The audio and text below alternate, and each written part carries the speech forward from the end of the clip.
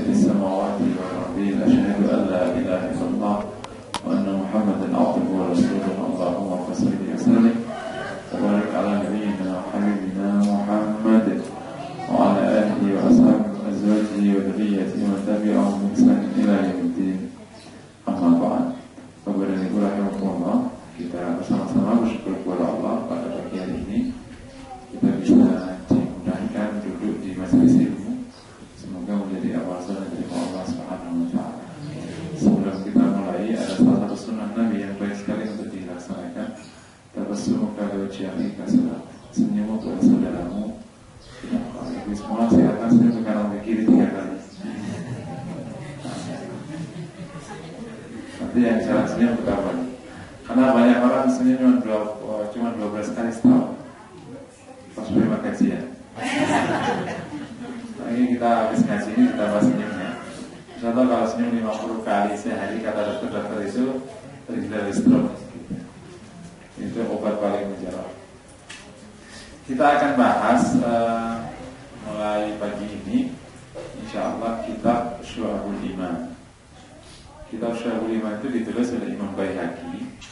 Ini tebal sekali. Terus diringkas oleh Imam Ghazwaini. Namanya Mukhtasar Syu'abul Iman. Ringkasan Syu'abul Iman. Yang kita pakai yang ringkasannya. Kalau nanti yang Syu'abul Imannya tebal, nanti nggak tamat-tamat. Kalau Syu'abul Iman itu isinya kan 77 cabang iman. Kalau kita sebulan ketemu sekali, itu berarti 77 bulan. Nah, gitu. Karena sekali itu satu cabang. Jadi insya Allah kita akan selesaikan dalam waktu 5 tahun. Bisa tamat. Kalau saya kemudian itu bisa tamat. Kalau ngasih tamat. Ini kalau mau dicepetin sekali pertemuan 2 kali. 2 cabang iman dibahas. Nah, bukunya itu memang cukup sulit di sini karena beberapa kali saya coba lihat itu yang aslinya jarang ada di sini. Pilihannya kita bisa pesan sama jamaah haji yang sedang haji, suruh beli buku itu. Namanya Mukhtasar Syu'abul Iman. Dulu pernah diterjemahkan, tapi sebenarnya sudah sulit lagi ditemukan. Itu buku lama. Sekiranya nanti tidak ketemu terjemahnya, kita ambil aslinya saja. Nanti beli atau di fotokopi, bisa di fotokopi. Atau pilihannya ngedownload, itu masih mungkin. Di waqfiyah.com, insya Allah ada buku itu. Karena waqfiyah.com itu situs yang disediakan oleh orang kafir termahal. Semua buku itu diambil free, semua buku itu. Nah, ibu-ibu semua bisa menggunakan smartphone kan bisa. Jadi ada beberapa pilihan, bisa minta orang haji sekarang beliin, atau nanti fotokopi dari buku saya, atau kita ngedownload. Mukhtasar Syu'abul Iman. Waqfiyah, tulisannya Waqfiyah. Waqfiyah. Ya. Nah, pertemuan perdana ini adalah pengantar tentang Syu'abul Iman atau pengantar tentang cabang-cabang iman. Itu ya Bu ya, ini temanya ya. Konsep Syu'abul Iman atau konsep cabang iman itu Rasul sendiri yang menyatakan. Ada kalimat Syu'abul Iman, cabang-cabang iman. Rasul mengatakan al-iman bid'un wa sab'una syu'bah. Iman itu 73 sampai 79 cabang. Dalam sebuah riwayat al-iman bid'un wa sittuna syu'bah. Iman itu 63 sampai 69 cabang. Bid'ah itu 3 sampai 9. A'laha kalimatul la ilaha illallah. Yang paling tinggi itu kalimat la ilaha illallah. Wa adnaha imatatul adha anit tariq wal hayat syu'batun minal iman. Yang paling bawah itu menghindarkan atau menyingkirkan duri atau apa saja yang menyakiti dari jalan, dan sifat malu itu merupakan cabang iman. Ini hadis ini juga memperkuat salah satu hadis tentang definisi iman. Rasul mengatakan laisal imanu fit tamanni. Iman itu bukanlah impian atau khayalan. Walakin mauqi'a fil qalb, tapi yang terhujam di hati, wasaddaqahu al-amal, dan dibuktikan oleh amal. Jadi kalau kita bicara iman itu bicara dua hal. Bicara wukira fil qalb, yang terucap di hati. Yang kedua saddaqahul amal, dan dibuktikan oleh perbuatan. Jadi kalau tidak terucap berarti belum disebut iman, dan kalau tidak ada bukti berarti juga belum disebut. Miriplah kata-kata cinta, mirip cinta. Ibu-ibu dulu masih mengingat kata cinta atau tidak ingat? Sudah lupa. Ini ada nenek-nenek sama aki-aki itu pertahankan cintanya itu sampai umur di atas ibu-ibu. Jadi ada aki-aki nenek-nenek umur 70-an itu makan sebuah restoran. Itu si kakek itu manggil sama neneknya, itu si nenek ini, ya tolong ambilkan apa itu sambelnya. Masih panggil ya, itu umur 70. Ibu-ibu manggilnya sudah apa? Apa? Sudah semuanya manggilnya. Terus si neneknya manggil si aki-aki juga, oh iya ya, sambelnya gitu. Bayangin kan? Ada anakmu dan suaminya itu iri ya, orang aki-aki sama nenek masih demikian bertahan cintanya sampai yang-yangan manggilnya. Terakhirnya orang dari nanya, Ki, itu kok bisa bertahan cintanya itu gimana? Kata aki-aki, aku udah lupa namanya. Ternyata bukan kadang-kadang si aki-aki itu udah lupa namanya si yang tadi. Akhirnya satu-satunya cara manggilnya cuma gaya. Oh iya. Oke, mirip kata cinta.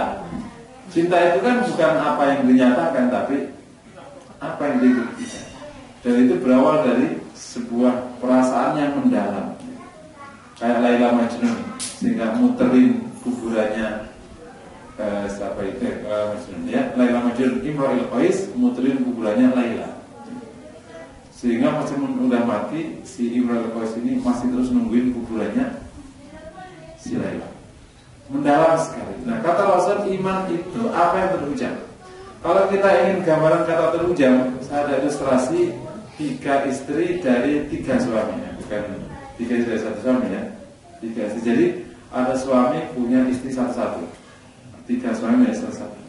Pada waktu di siang hari jam 12, istri suami pertama nelpon istrinya ya, bukan lainnya, istrinya, yang sebentar lagi saya akan ke luar negeri. Sebentar lagi. Saya tidak tahu pulangnya, dan saya juga tidak tahu kemana saya pergi. Pokoknya saya pergi. Oke ya, Waalaikumsalam. Kata istrinya, oke, selamat pergi. Kira-kira ibu kalau ditelepon suami kayak gitu, ucapannya kayak begini ya kira-kira. Gimana bu kira-kira bu? Main ular negeri aja, atau akan bulusmu itu. Nah, kira-kira. Nah, istri kedua ditelepon sama suami yang kedua. Ya, aku nanti mau keluar negeri, setelah lagi berangkat, aku tidak tahu pulangnya, aku juga tidak tahu kemana rencana. Pokoknya mau keluar. Kata istri pertama, ya jangan begitu dong bang. Pulang dulu, mau kemana dulu, ini dulu, dijelaskan dulu semua detail. Saya mau nafkahnya kayak apa, anak-anak gimana. Main pergi aja, kau pikir kita ayam kok. Kalau ditinggal aja kan itu bapak-bapaknya ayam itu nggak tanggung jawab kan? Gitu kan nggak ayam, apalagi bapak-bapaknya kucing. Ibu pernah lihat nggak itu si kucing-kucing yang sedang hamil? Suaminya kemana? Kamu tahu nggak pada tanggung jawab gitu kan? Pulang dulu, nanti baru kita bahas. Kalau emang clear boleh. Itu istri yang kedua. Istri yang ketiga lebih galak lagi. Kata yang aku mau keluar negeri, bentar lagi, tidak tahu pulangnya, juga tidak tahu kemana negaranya. Kata istrinya, ya, kamu tahu itu akal brusmu nggak ada. Itu cuma cara kamu kawin lagi kan? Aku tahu. Kata nggak ada, tidak pakai izin segala. Begitu pergi cerai. Kata istri, nah, banget. Ini istri tipe yang berapa? Yang ada di mana nih kira-kira? Yang pertama itu gambaran tentang makna iman. Orang beriman itu begitu. Loh kenapa istri pertama ini kau langsung ngomong, iya bang, saya doain semua. Karena istri ini tahu siapa suaminya. Suaminya itu agen, intel. yang akan pergi kemana saja, dan kalau pergi itu semua sudah disiapkan sama suaminya. Dia tahu persis suaminya. Dia tidak pernah menterlantarkan dia dan anak-anaknya. Dia memang pergi dan tidak pernah ketahuan perginya. Kalau ketahuan perginya bukan inter namanya, itu namanya sopir. Ini enggak kira-kira. Kalau inter ketahuan namanya bukan inter. Tapi dia setiap pergi tidak pernah menyisakan masalah, selalu selesai. Begitu lihat, Bu, aku pergi, itu otomatis sesaat setelah itu datang satu truk beras, gitu langsung. Satu karung duit, persiapan untuk istrinya. Kan suami bertanggung jawab. Dia tahu persis suaminya. Maka istri berkata, oke Bang. Siapa yang bisa menjelaskan iman ini dalam konteks iman kepada Rasulullah? Abu Bakar. Itu namanya iman. Pagi hari datang Rasulullah dari Palestina, menceritakan kepada orang-orang Quraisy. Salah satunya ada Abu Jahal. Tadi malam saat pergi ke Palestina, ceritalah Isra Mi'raj. Abu Jahal kaget-kaget, berpahak-pahak, bahkan mengatakan ya orang mulai tambah gila. Dia langsung datang ke Abu Bakar. Dia mengatakan, ya Abu Bakar, mada qala sahib innahu adda rasul ila Palestina ghairu wahidah. Itu temanmu ngomong apa? Masa dia bilang baru ke Palestina dalam satu malam pulang pergi. Kita 27 hari aja nggak nyampe sana. Masa dia semalaman? Kata Abu Bakar, in qala hakala faqad sadaq. Faqad amantu bima huwa ab'ad minhu. Kalau Muhammad mengatakannya itu benar. Karena saya telah beriman hal-hal yang lebih jauh daripada urusan Palestina. Dia beriman. Iman itu nggak pakai babi bu.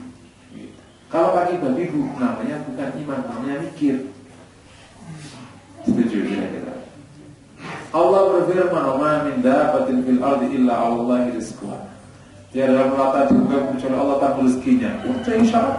Betul. Kok kita wajib kerja? Karena kita itu sedikit ibadahnya. Maka ada perintah wajib kerja. Ingat nggak? Ini kisah dari Isra Mi'raj. Pernah bu dengar kisah ini? Nggak pernah dengar. Kalau kopi gue dengar. Suatu ketika ada seorang sahabat berdialog dengan orang sahabat yang lain. Ketika mendengar kisah-kisah Rasul, dan Rasul menceritakan bagaimana lahirnya sholat 5 waktu ini. Waktu itu sahabat itu akhirnya mengomentari begini, seandainya Rasulullah tidak minta pengurangan, kalau Rasul tidak minta pengurangan, kita akan dikasih oleh Allah rezeki sebagaimana Allah kasih ke Bani Israel berupa manna wa salwa setiap hari ada di depan kemahnya. Tidak perlu kerja. Kenapa? Karena habis waktunya dipakai sholat.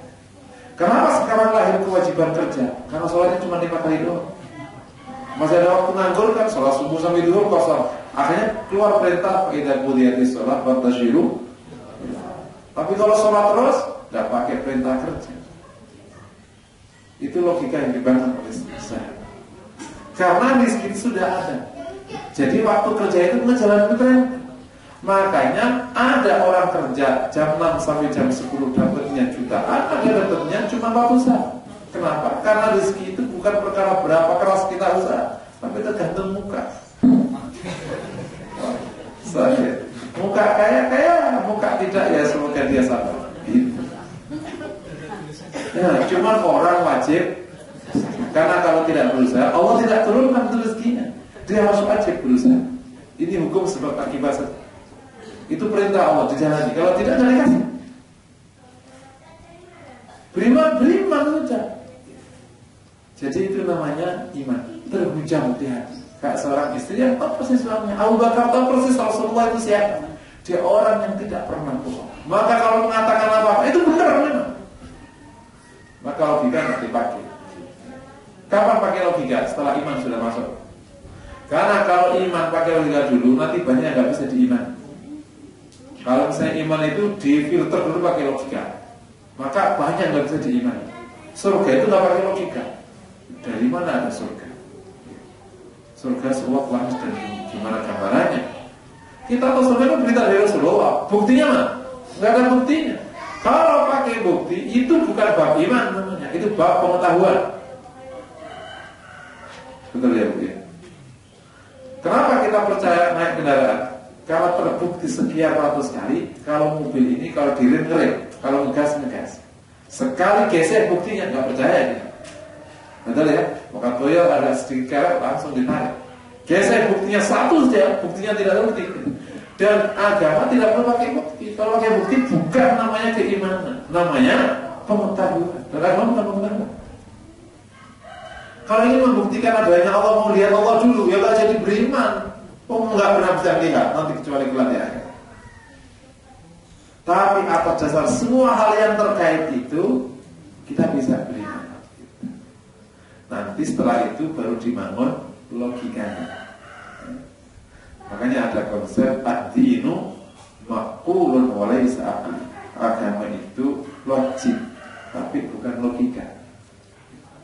Karena kalau dia logika, maka sepatu bagian bawah lebih berhak untuk dibasuh dalam wudu daripada sepatu bagian atas. Itu kata Sayyidina Ali radhiyallahu anhu. Karena yang kotor itu sepatu bagian bawah, tapi yang dibersihin sepatu bagian atas. Dan sholat dengan kondisi seperti itu sudah boleh. Yang salah belakangnya yang bersihin yang depan. Ya logik. Itu kan namanya lempar batu sembunyi tangan. Oh salah mama pas saya dicuci yang atas. Nah tadi yang pertama itu namanya iman. Nah kalau istri yang kedua tadi itu namanya gambaran nifaq. Percaya enggak? Percaya tak dulu namanya nifaq. Yang ketiga itu gambaran tentang kafir. Kafir itu pokoknya enggak. Terimanya disebut dengan kafir karena dia menolak. Kalau mukmin itu menerima. Rasul mengatakan al-mu'minu aliful ma'lum. Mukmin itu Cina dan gampang dicinakan, simpel. Dia percaya. Nah, itu namanya terhujam. Nah, keterhujaman ini yang bisa praktekin ya Imam Rasulullah SAW. Yang boleh contoh yang paling kali Rasulullah. Bagaimana dia percaya bahwa Allah menolongnya? Itu letak bagaimana ketika pedang ada di sini. Ya Muhammad, siapa yang menolong Allah? Rasul mengatakan dengan mudahnya Allah. Gak pakai babi, gak pakai Allah. Kalau Allah ingin menolong hamba itu gampang sekali. Rasul percaya persis itu. Tidak perlu pakai takut-takut. Rasul percaya bahwa Allah akan menolongnya. Meskipun pedang sudah di sini, kalau Allah menolongnya itu gampang sekali. Karena pedang ini baru bisa melukai kalau ada dorongan 1 cm lagi. Kalau cuma di sini nggak bisa melukai. Kalau misalnya ada dorongan 1 cm lagi, kalau ini perlu dikebalkan oleh Allah, sudah tidak bisa dilukai. Allah turunkan penyakit pada orang bodoh itu ada di sini sehingga tangannya tidak bisa bergerak 1 cm lagi. Sudah, pedang nggak bisa kepegang. Rasul menolong pedang kembali. Rasul mengatakan, hai rajul, siapa yang menolongmu dari saya?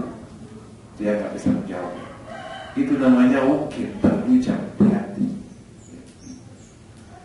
Terhujam di hati seperti kisah anak muda yang sama Umar bin Khattab ketika ditanya tentang kambing yang mau dibeli, dia mengatakan, betul majikanku tidak melihat, tapi Tuhan majikanku.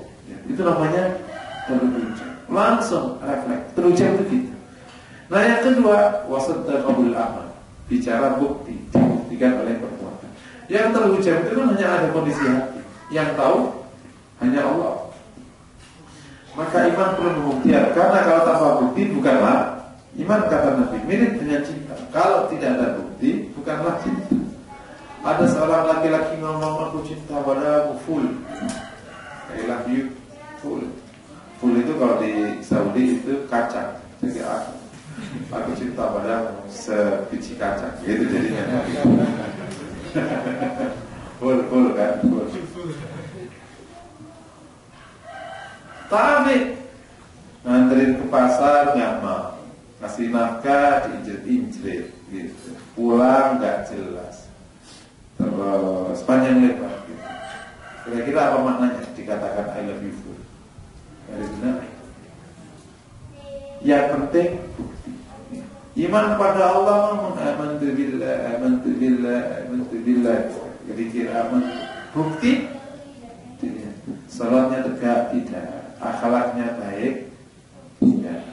Manfaatnya ditebar ke sesama, atau tidak. Nah, bukti itu namanya cabang iman. Maka cabang iman itu menempati dua sisi. Satu sisi dia merupakan buah dari iman yang ada di hati, dia buah. Tapi satu sisi adalah bukti bahwa iman yang ada di hati itu.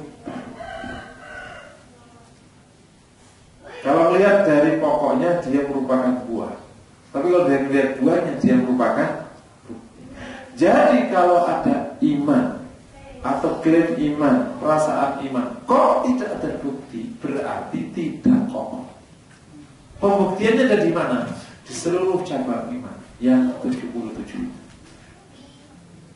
Yang pokoknya namanya al-iman billah. Yang paling tinggi namanya iman kepada Allah, kalimat la ilaha sampai naik.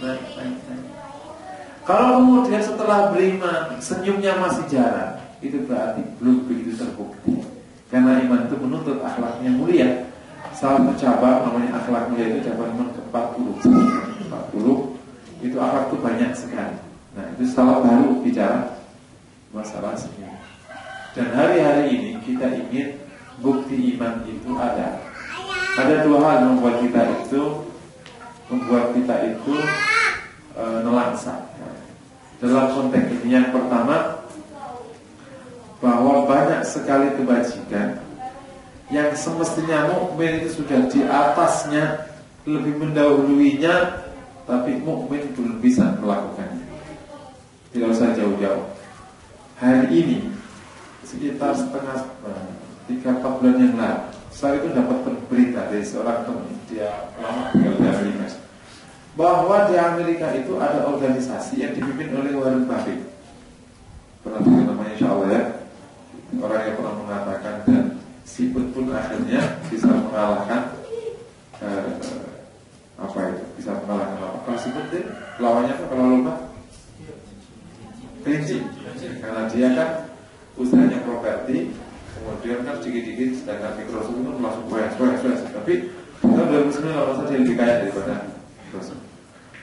Dia itu bersama teman-temannya pengusaha itu mendirikan sebuah organisasi, isinya pengusaha yang mendermakan hartanya lebih dari 50%. Itu di organisasi. Yang di 50% tidak boleh ikut organisasi. Ini kan kisah Abu Bakar zaman dulu. Sekarang mereka yang punya. Dan kita masih 2,5%. Makanya saya pernah punya inisiatif, setiap orang itu harus lihat umurnya. Umur 30 2,5%, 30-40 itu sudah 5%, 40-50 sudah 10%, 50-60 sudah 30%. Kalau tidak begitu sudah banyak naik-naik. Dan saya sudah punya teman yang sudah 30%. Dia sudah statuskan perusahaan saya standarnya 30% sudah. Gitu. Jadi itu bicara bukti. Hari ini kita itu malu karena hal-hal itu sudah dibuktikan mereka lebih dulu daripada kita, berarti kita lebih berhak.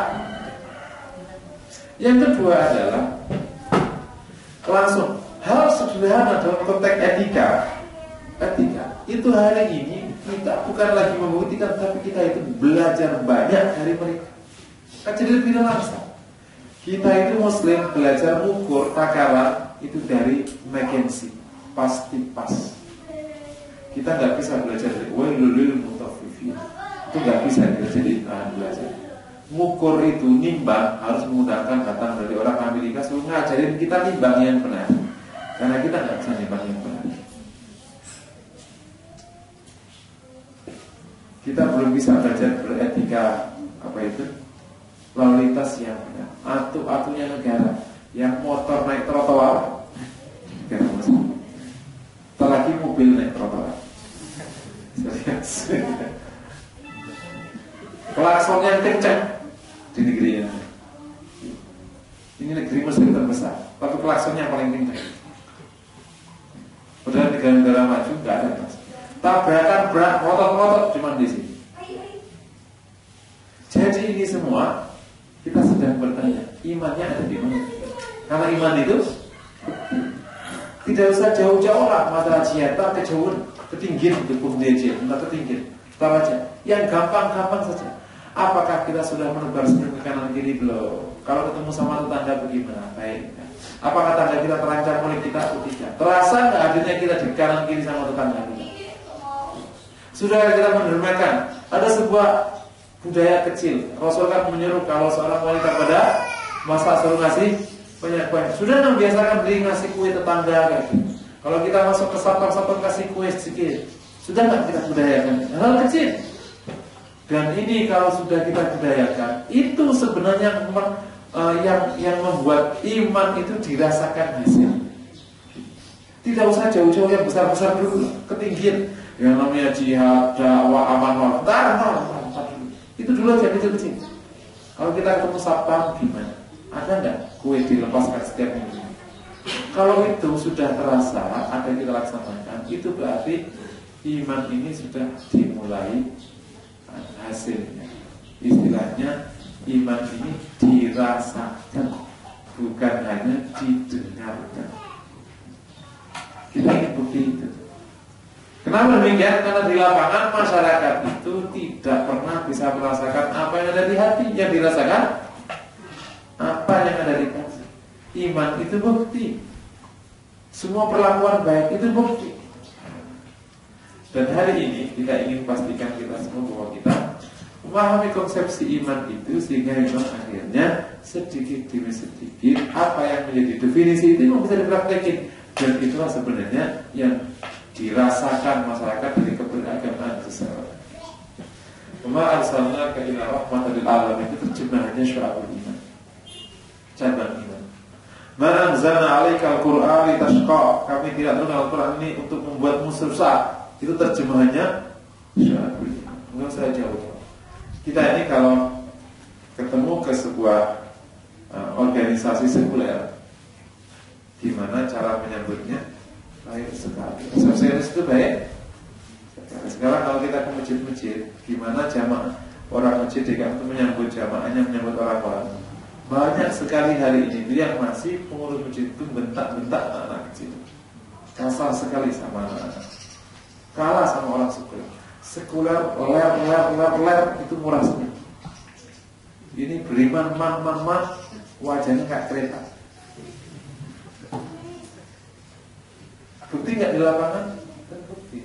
Organisasi Islam sama organisasi sekuler jauh. Malu kita. Organisasi sekuler itu ada standar. Organisasi Islam belum banyak belajar masalah tentang bagaimana bersikap positif. Makanya kenapa orang Islam itu masih susah untuk bersatu? Karena mindset negatif lebih dominan daripada mindset positif. Kalau kita ketemu preman ketemu preman itu positif. Jadi pada preman yang satu suka nyabu, suka cewek, suka apa gitu. Tapi untuk sebuah kisah tertentu kita nyatu, terserah lo mau nyabu, terserah deh. Yang penting kita punya agenda. Nah kalau orang Islam enggak, yang dicari itu perkaranya. Udah jelas-jelas tuh sudah tetanggaan, udah satu masjid, nyari perkaranya. Itu mindset negatif. Padahal ada namanya kewajiban untuk al-wuddu wal mawaddatu bainal muslimin. Siapa yang kena dulu? Cinta kasih di antara sama muslim. Ada lagi banyak sekali yang terkaitan dengan bab itu. Itu berarti belum terbukti. Jadi iman dipahami yang sebuah konsepsi. Nah, syu'abul iman itu adalah pokok-pokok bukti. Di setiap pokok itu ada turunannya. Jadi nanti kalau kita masih syu'abul iman, itu kita bisa ngelus dada.